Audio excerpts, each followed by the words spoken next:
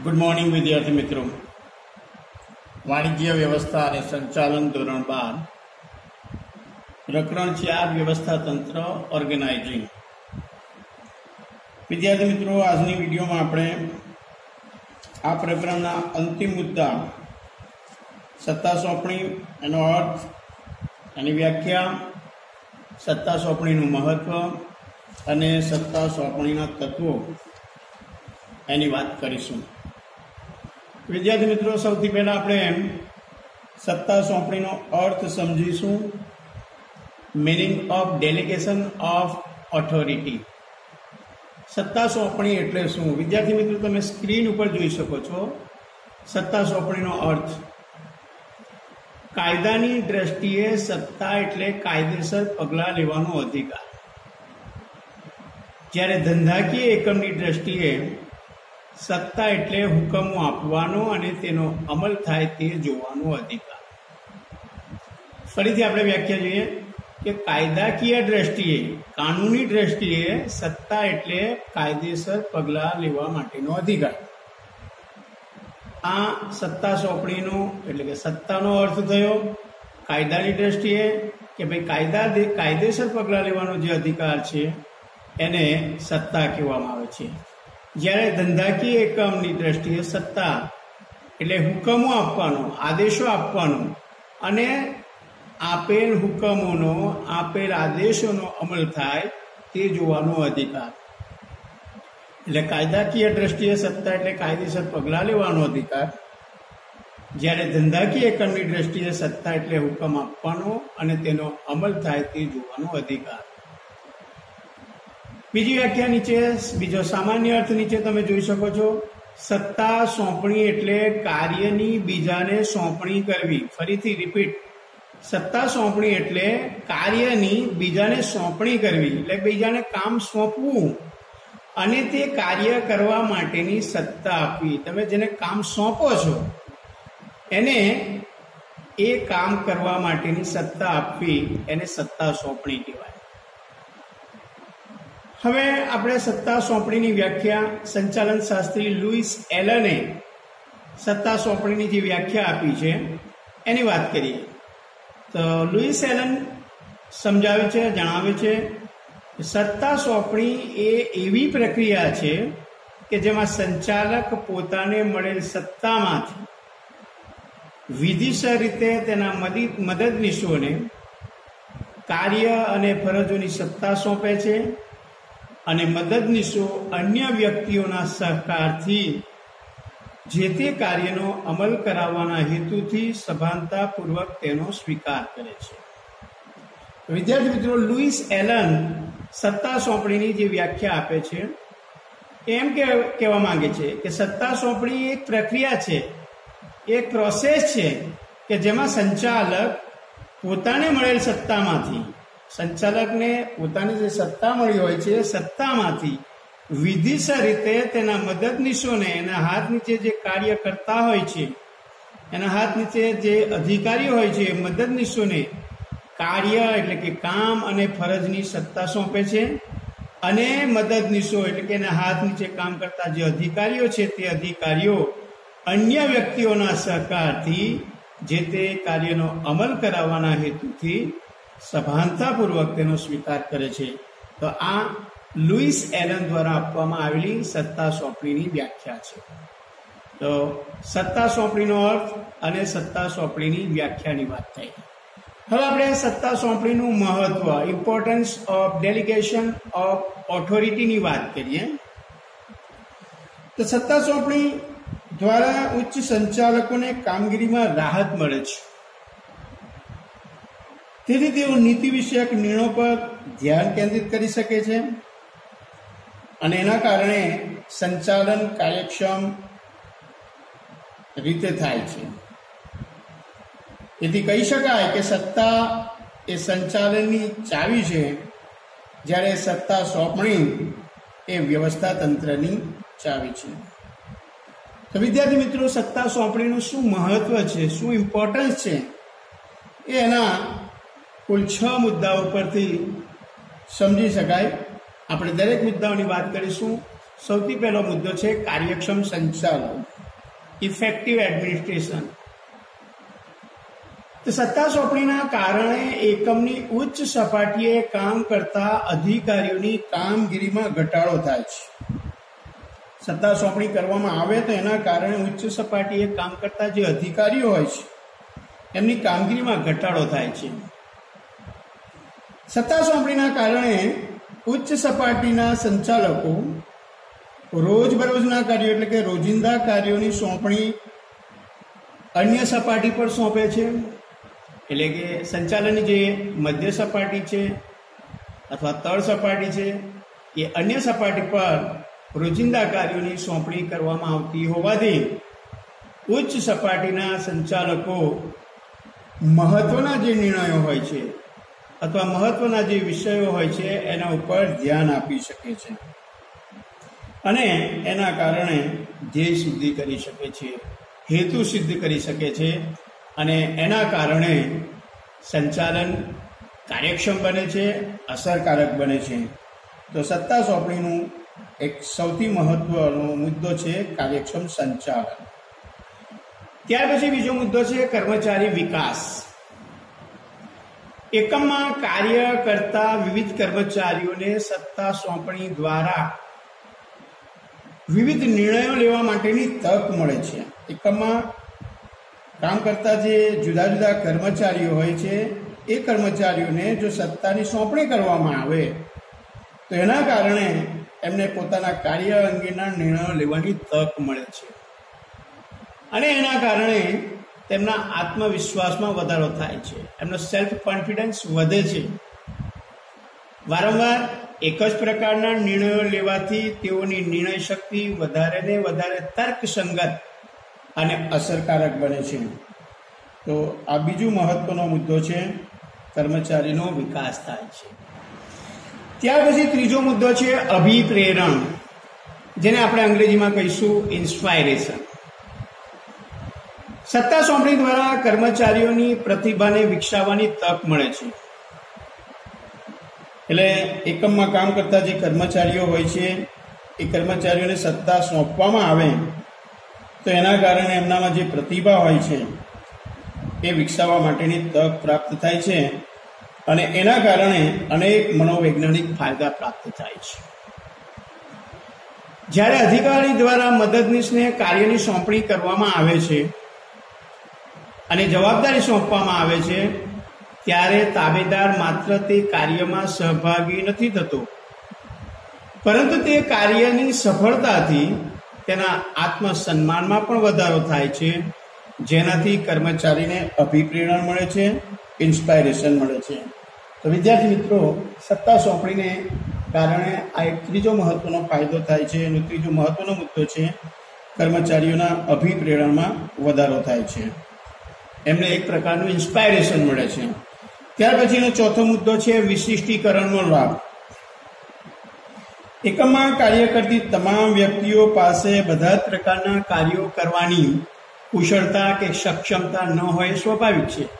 એકમમાં જે કર્મચારીઓ કામ કરતા હોય એ કર્મચારીઓની અંદર બધા જ પ્રકારના કામ માટેની કુશળતા કે ક્ષમતા ન હોય એ નેચરલ બાબત છે, સ્વાભાવિક બાબત છે. તો સત્તા સોંપણીના કારણે જુદી જુદી વ્યક્તિઓને કાર્યની જવાબદારી અને સત્તા અપાય છે. આથી દરેક વ્યક્તિની લાયકાત, એના સ્કિલ્સ એટલે કે કૌશલ્ય અને એના જ્ઞાન અલગ અલગ હોવાથી એકમને વિશિષ્ટીકરણનો લાભ મળે છે. તો સત્તા સોંપણીનો એક ચોથો મુદ્દો છે વિશિષ્ટીકરણનો લાભ. ત્યાર પછી પાંચમો મુદ્દો છે સંકલન, જેને આપણે અંગ્રેજીમાં કહીશું કોઓર્ડિનેશન. તો સત્તા સોંપણીને કારણે મદદનીશ અને ઉપરી અધિકારીઓ વચ્ચે સંબંધો સ્થાપાય છે. ઉચ્ચ સપાટીએ કામ કરતા જે અધિકારીઓ હોય છે તે અને એમના તાબેદારો જે હોય છે, મદદનીશ હોય છે, એમની વચ્ચે સંબંધો સ્થપાય છે.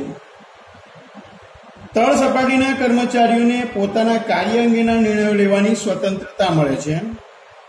તેમના સૂચનો અને સફળતાની નોંધ લેવાય છે અને તેઓના અભિપ્રાયોને ચોક્કસ સ્થાન મળે છે.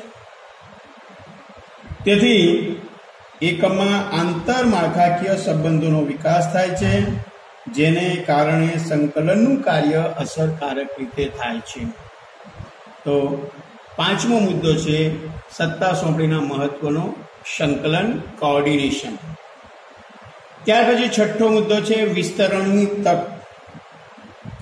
તો સત્તા સોંપણી દ્વારા ઉચ્ચ સંચાલકો એકમના કેટલાક કાર્યો મદદનીશોને સોંપી ધંધાકીય એકમના વિસ્તરણ અંગેનો વિચાર કરી શકે છે, જેના દ્વારા એકમનો વિસ્તાર વધારી હેતુની સિદ્ધિને સરળ બનાવી શકાય છે. તો વિદ્યાર્થી મિત્રો, આ છે સત્તા સોંપણીનું મહત્વ. કુલ 6 મુદ્દા ફરીથી રિપીટ કરીએ. સત્તા સોંપણીના મહત્વના 6 મુદ્દાઓ છે. એક છે કાર્યક્ષમ સંચાલન, બીજું કર્મચારી વિકાસ, ત્રીજો અભિપ્રેરણ, ચોથું વિશિષ્ટીકરણનો લાભ, પાંચમું સંકલન અને છઠ્ઠું વિસ્તરણની તક. હવે આપણે સત્તા સોંપણીના મૂળ તત્વો, elements of delegation of authority, એની વાત કરીશું. વિદ્યાર્થી મિત્રો, તમે સ્ક્રીન ઉપર જોઈ શકો છો એક ત્રિપાઈ સત્તા સોંપણીના તત્વો દર્શાવતી આકૃતિ તમે અહીંયા જોઈ શકો છો. પહેલું છે જવાબદારીની સોંપણી, બીજું છે સત્તાની સોંપણી, ત્રીજું છે ઉત્તરદાયિત્વનું સર્જન. તો આ સત્તા સોંપણીના 3 મૂળ તત્વો છે. એક છે જવાબદારીની સોંપણી, બીજી સત્તાની સોંપણી અને ત્રીજું છે ઉત્તરદાયિત્વનું સર્જન. વિદ્યાર્થી મિત્રો, સત્તા સોંપણી એક પ્રક્રિયા છે. એ આપણે લુઈસ એલનની વ્યાખ્યા દ્વારા સમજ્યા કે જેના દ્વારા સંચાલક તેના તાબેદારોને કાર્યની સોંપણી કરે છે અને તાબેદારોને તે કાર્ય કરવા માટે જરૂરી સત્તા સોંપે છે. તો આ લુઈસ એલનની વ્યાખ્યા છે. એટલે સત્તા સોંપણી એ અન્ય વ્યક્તિને સત્તા અને જવાબદારી સોંપી અસરકારક દેખાવા માટે ઉત્તરદાયિત્વની સ્થાપના કરે છે. તો સત્તા સોંપણીના કુલ 3 તત્વો, એક જવાબદારીની સોંપણી, બીજી સત્તાની સોંપણી, ત્રીજી ઉત્તરદાયિત્વનું સર્જન. તો આ રીતે સત્તા સોંપણી રૂપી જે ત્રિપાઈ છે એના 3 પાયાઓ છે. એક છે જવાબદારી, બીજું છે સત્તા સોંપણી અને ત્રીજું છે ઉત્તરદાયિત્વ. આ ત્રણેયનું મહત્વ એક સરખું છે. આ ત્રણેય તત્વો સ્વતંત્ર હોવા છતાં પરસ્પર રીતે જોડાયેલા છે અને તેના સમતોલનથી જ કાર્યક્ષમ વ્યવસ્થા તંત્રનું માળખું રચી શકાય છે. વિદ્યાર્થી મિત્રો, આપણે આ ત્રણેય મુદ્દાઓની વાત કરીશું. સૌથી પહેલા છે જવાબદારીની સોંપણી, એન્ટ્રસ્ટમેન્ટ ઓફ રિસ્પોન્સિબિલિટી, એની વાત કરીએ. તો જવાબદારી એ ઉપરી અધિકારી દ્વારા જે તે કાર્ય માટે વહેંચવામાં આવેલ ફરજ છે. કોઈ ચોક્કસ કાર્ય પૂર્ણ કરવા જે કાર્ય સોંપણીનો આવશ્યક ભાગ હોય એ જવાબદારી છે. જવાબદારીના કારણે હુકમ આપનાર અને તાબેદારના સંબંધો સ્થપાય છે, કારણ કે તાબેદારે હુકમ આપનારે સોંપેલ તમામ ફરજોનું પાલન કરવાનું છે. જેમ કે તાબેદારે હંમેશા તેના ઉપરી અધિકારીને જવાબદાર રહેવાનું હોય છે. જવાબદારીનો પ્રવાહ તેની નીચેથી ઉપર તરફ ગતિ કરે છે. જ્યારે કોઈ કાર્ય અંગે જવાબદારી સોંપણી કરવામાં આવે ત્યારે તે અંગેની સત્તા જે તે વ્યક્તિને આપવી જરૂરી બને છે. જો જવાબદારીના પ્રમાણ કરતાં વધારે સત્તા આપવામાં આવે તો સત્તાનો દુરુપયોગ થવાનો ભય રહે છે. એટલે જે તે કાર્ય અંગેની જવાબદારીની સોંપણી કરવામાં આવે તો તે અંગેની સત્તા જે તે વ્યક્તિને આપવી જરૂરી બને છે અને એ મુજબ સત્તા પ્રમાણે જવાબદારી આપવાની હિમાયત કરવામાં આવે છે. એટલે જો જવાબદારીના પ્રમાણમાં વધારે પડતી સત્તા આપવામાં આવે તો એનો દુરુપયોગ થવાની શક્યતા રહે છે. અને તેનાથી વિપરીત ઉલટું, જો જવાબદારીના પ્રમાણમાં ઓછી સત્તા આપવામાં આવે તો સોંપેલ કાર્ય અસરકારક રીતે થઈ શકતું નથી. તેથી સત્તા અને જવાબદારીના સમતોલન દ્વારા યોગ્ય અને કાર્યક્ષમ વ્યવસ્થા તંત્રની રચના થઈ શકે છે. તો પહેલો મુદ્દો થયો સત્તા સોંપણીના મૂળ તત્વોમાં કે જવાબદારીની સોંપણી. ત્યાર પછી નંબર 2, સત્તાની સોંપણી, કન્ફરમેન્ટ ઓફ ઓથોરિટી. વિદ્યાર્થી મિત્રો, સત્તા એ એવો અધિકાર છે જેના દ્વારા મદદનીશો પાસેથી કામ લઈ શકાય છે. સંચાલકો તરફથી મદદનીશોને જે કાર્ય સોંપાયા હોય તેને સારી રીતે પાર પાડવા માટે તેને જરૂરી સત્તાની સોંપણી કરવી જોઈએ. સત્તા સોંપણી એ ઉચ્ચ સપાટીએથી તળ સપાટી તરફ જાય છે, જેમાં સામાન્ય રીતે નિર્ણયો લેવાની અને હુકમો કરવાની સત્તા સોંપવામાં આવે છે. સત્તા સોંપણી વિવિધ બાબતો માટે હોઈ શકે. દાખલા તરીકે માર્કેટિંગ મેનેજરને તેના વિભાગ માટે જરૂરી ખર્ચ કરવાની સત્તા, કર્મચારીઓની નિમણૂક કરવાની સત્તા, અથવા એમની સામે શિક્ષાત્મક પગલાં લેવાની સત્તા. આમ સત્તા સોંપણી એ જુદી જુદી બાબતો અંગે હોઈ શકે.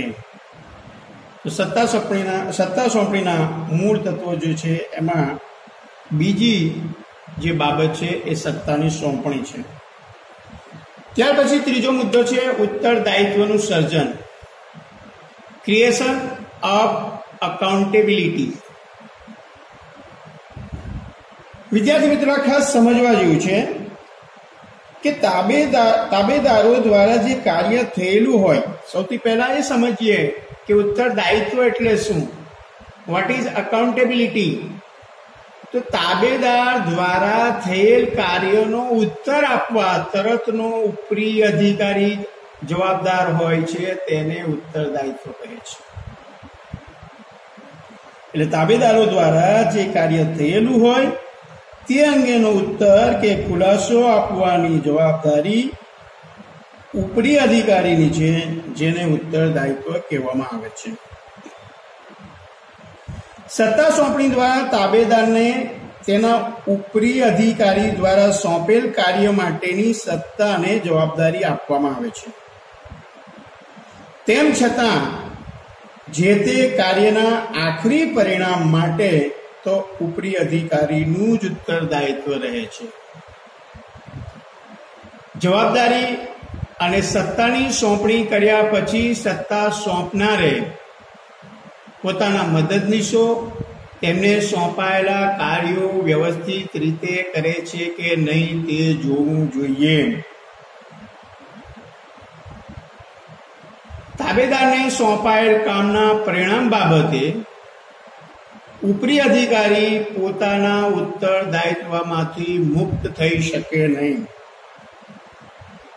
એટલે ઉત્તરદાયિત્વ નીચેથી ઉપરની સપાટી પર જાય છે, ઉત્તરદાયિત્વની સોંપણી થઈ શકતી નથી. દાખલા તરીકે હિસાબી અધિકારી દ્વારા હિસાબો લખવાના કાર્યની જવાબદારી એકાઉન્ટન્ટને સોંપવામાં આવે છે, પરંતુ તે હિસાબો સાચા છે કે નહીં તેની ચકાસણી કરવાનું અને તેમાં રહેલી ભૂલ કે ગોટાળા અંગે ઉત્તર આપવાનું ઉત્તરદાયિત્વ હિસાબી અધિકારીનું જ રહે છે, નહીં કે હિસાબો લખનાર એકાઉન્ટન્ટનું. તો વિદ્યાર્થી મિત્રો, આ છે ઉત્તરદાયિત્વનું સર્જન.